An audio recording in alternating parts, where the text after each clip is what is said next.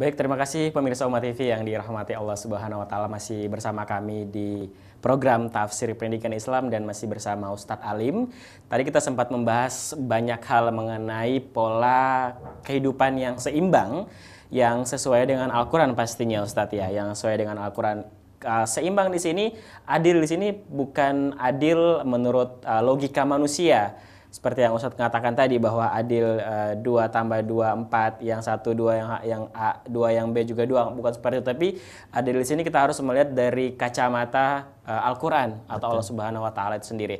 Nah, Ustadz, silakan dilanjutkan lagi mengenai masih ada poin-poin lagi yang harus kita jelasin lagi ya. Baik.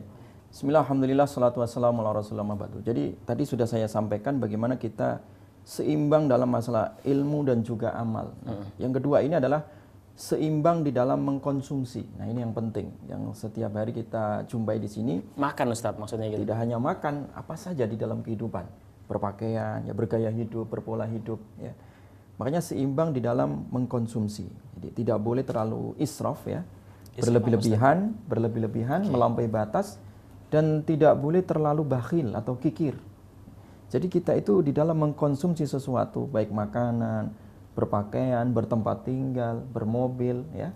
Di dalam segala elemen kehidupan kita itu harus seimbang di dalam mengkonsumsi sesuatu, di dalam memiliki harta, menginfakkan harta, itu juga harus seimbang. Makanya Allah berfirman, "Walladzina idza anfaqu lam yusrifu wa lam yaqturu wa kana baina dzalika qawama." Jadi orang-orang yang beriman, ibadur rahman itu, ya, adalah mereka orang-orang yang ketika mereka menggunakan hartanya, dia seimbang, tidak terlalu israf, berlebih-lebihan, dan juga tidak terlalu kikir, ya. Berlebih-lebihan dicela, ya. Kulu washrabu wala tusrifu. Makan, minumlah, dan janganlah kalian berlebih-lebihan. Orang makan sampai muntah kekenyangan, itu israf namanya. Orang makan masih nyisa banyak, ya. Berpesta ria, ya. Kemudian banyak makanan-makanan yang mubadzir, ya. Atau berpola hidup yang mubadzir, membeli tas saja harganya 1 miliar, itu namanya israf, ya. Ustadz, kalau berbicara mengenai berlebih-lebihan tadi, kalau misalnya kita sekarang banyak fenomena di Indonesia ini, khususnya di Jakarta. Kalau misalnya nih Ustadz, saya punya duit, misalnya saya punya duit 1 M, dan penghasilan saya misalnya per bulan 1 M, terus saya beli mobil yang harganya misalnya 2 M. Apakah itu, kan saya mampu, Ustadz. Oh, mampu, saya ya? mampu. Dalam artinya saya nggak memaksakan diri gitu.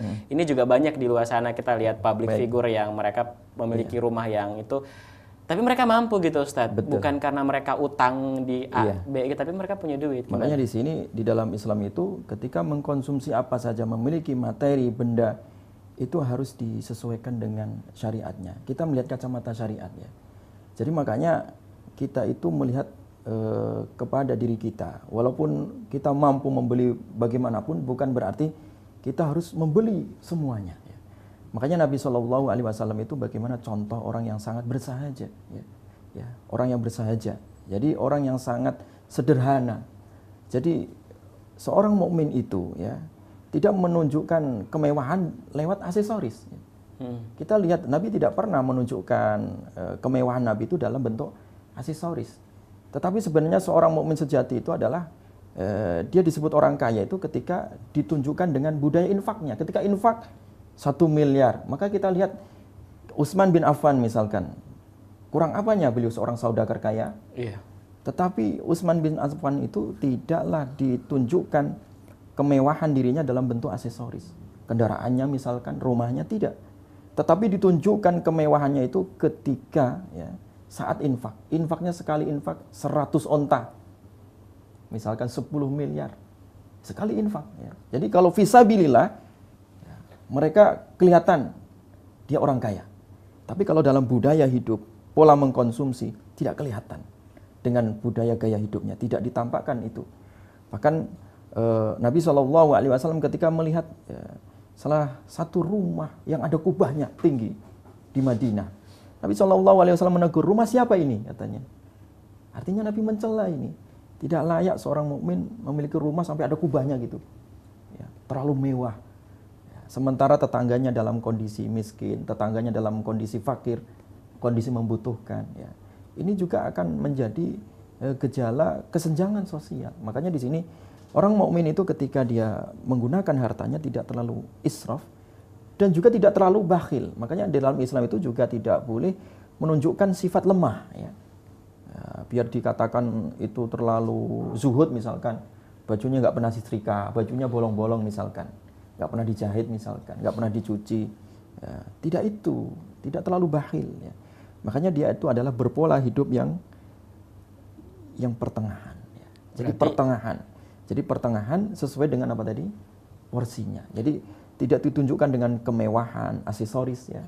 Tetapi seorang mukmin itu dia senantiasa bersahaja di dalam hidupnya. Kenapa? Karena ketika orang itu ya, terlalu mengedepankan kemewahan, ya, terlalu over di dalam mengkonsumsi atau mengalokasikan ya, materinya, itu akan menjadikan satu budaya israf, mubadzir. Kalau orang mubadzir itu identik dengan hal-hal yang sifatnya koruptif, sifat koruptifnya muncul. Kenapa terjadi korupsi? Karena memang pola gaya hidup. Ya. Kepengen hidupnya wah, kepengen hidupnya dipandang orang, ya. Kepengen hidupnya itu level dengan orang lain, ya. Sehingga dikatakan dia sebagai orang yang bergengsi, ya, orang modern dan seterusnya. Maka itu dicela di dalam Islam. Di dalam masalah makanan juga sama, makan secukupnya saja. Ya.